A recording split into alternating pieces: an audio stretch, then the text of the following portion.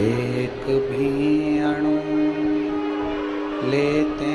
हैं श्वास तेरी कृपा से तनु बखान क्या करूं मैं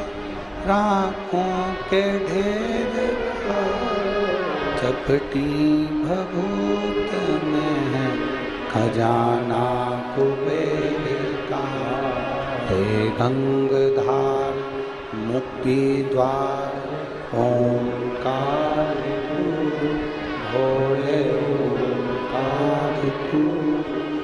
आयो शरण किया शंभु तार बखान क्या करूं मैं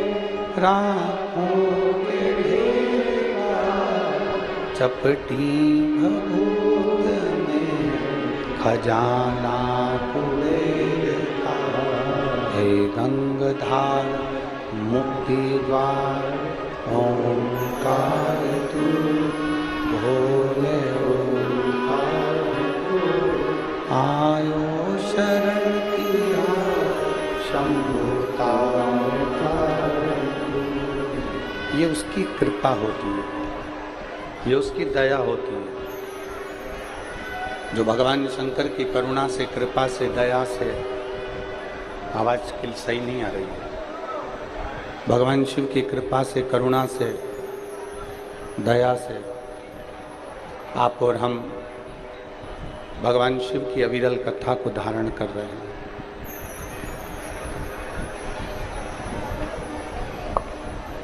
एक बार यदि हम भगवान शंकर का स्वरूप देखें, बहुत ध्यान लगाकर कथा सुनना। इस चिलचिलाती हुई धूप में आप लोग आए हैं, भयंकर गर्मी में। दोपहर के 1 बजे से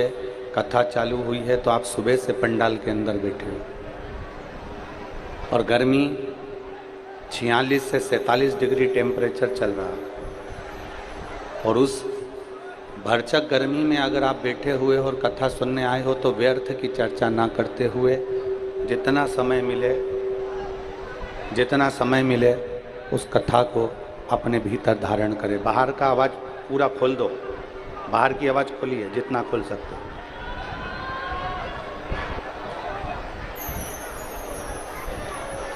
अपने और जीवन के उद्धार के लिए, संपूर्ण विश्व के कल्याण के लिए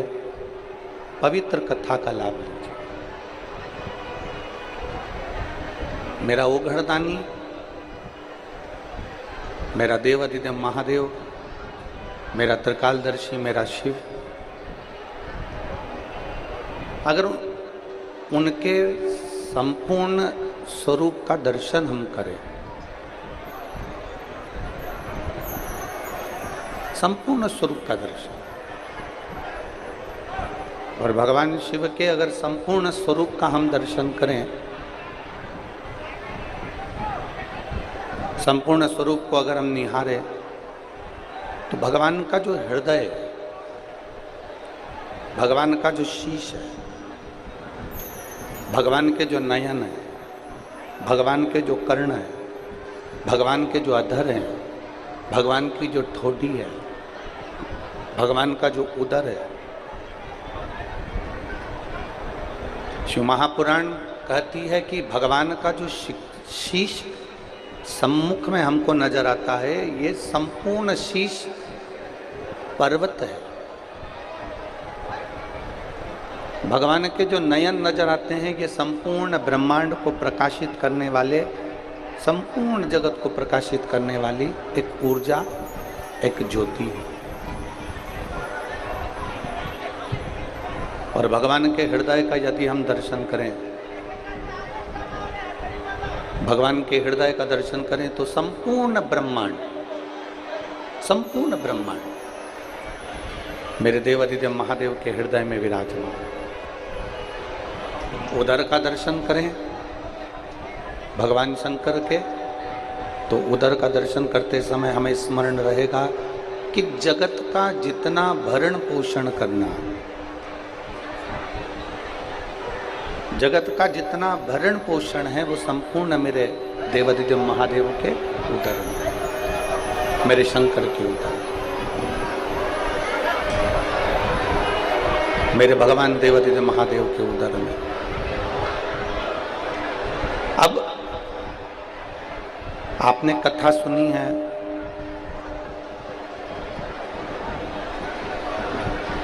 पहले भी आपने कथा का स्मरण किया कि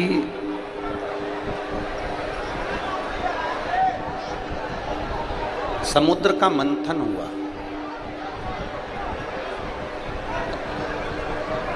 उस मंथन में विष प्रकट हुआ, उस मंथन में विष आया, विष प्रकट। और जब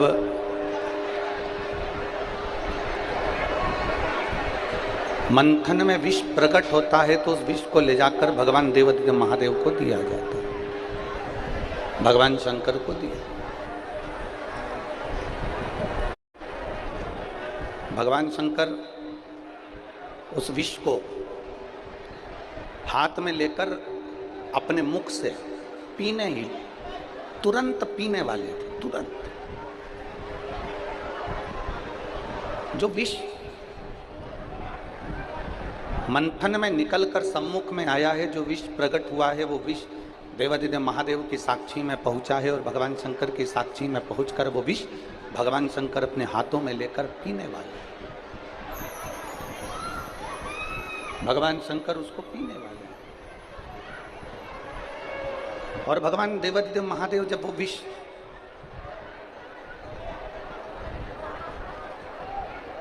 पीने वाले हैं और उनके हाथों में विष का पात्र है, विष का कटोरा है और पी रहे हैं,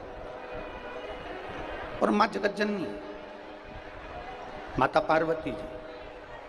अपने पति के स्वरूप को देख रही है। हमने पहले भी एक बार कथा में कहा था कि कितनी भी विषम परिस्थिति आ जाए,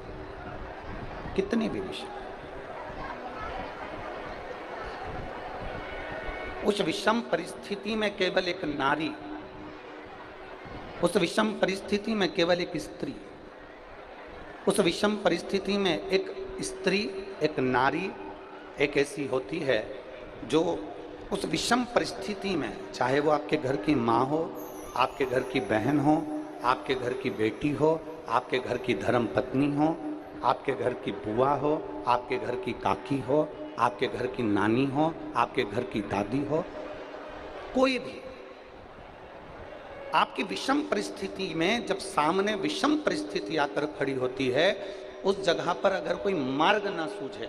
उस जगह पर अगर कोई मार्ग ना मिले, कोई मार्ग आपकी बुद्धि में आ ही ना रहा हो, तब घर की नारी के पास में, घर की स्त्री के पास में 5 मिनट बैठो और उनसे अपने मन की बात कहो, जरूर कोई ना कोई हल निकल कर सामने आ ही जाता है, कोई ना कोई हल जरूर आए, कोई ना कोई हल आपके सम्मुख में निकल कर आएगा। और एक और बात अपने स्मरण में लीजिएगा, अगर आप घर की स्त्री को अपनी कोई बात नहीं बता सकते, घर की नारी को अपने हृदय की बात नहीं बता सकते और विषम परिस्थिति में फंसे हुए, बहुत विषम परिस्थिति, तो अशोक सुंदरी का जो स्थान होता है, देखिए थोड़ा ध्यान दीजिएगा, आप लोग एलईडी पर भी ध्यान देना और आस्था चैनल पर भी ध्यान देना। तो किस स्थान पर हम अपनी विषम परिस्थिति में अगर उसे स्पर्श कर लें, विषम परिस्थिति में अगर कोई तकलीफ की घड़ी चल रही है तो हमारा मात्र स्पर्श और थोड़ी देर वहाँ स्पर्श कर कर अपने मन की बात को कह देने पर भी हमारी समस्या, हमारा दुख समाप्त होता है। जैसे ये शिवलिंग है, ये जलाधारी है और सामने अशोक सुंदरी का स्थान। अब ये सामने जैसे अशोक सुंदरी का जो स्थान होता है, उस अशोक सुंदर वाली स्थान पर अपने हाथ, सीधे हाथ की 3 उंगलियां, मात्र 3 उंगलियां आप अगर स्पर्श करें और पंचाक्षर मंत्र नमः शिवाय, षडाक्षर मंत्र ओम नमः शिवाय या श्री शिवाय नमस्तुभ्यम का मात्र स्मरण करते रहे और कुछ देर उस स्पर्श करी हुई उंगली को थोड़ी देर रखने के बाद अपने हृदय से लगा के अपने मन की बात कहकर, भले आपने जल चढ़ाया नहीं चढ़ाया और आपने घर को लौट कर आ जाएं, वो विषम परिस्थिति टल ही जाती है, उसका समय का दुख तकलीफ नष्ट हो ही जाता है।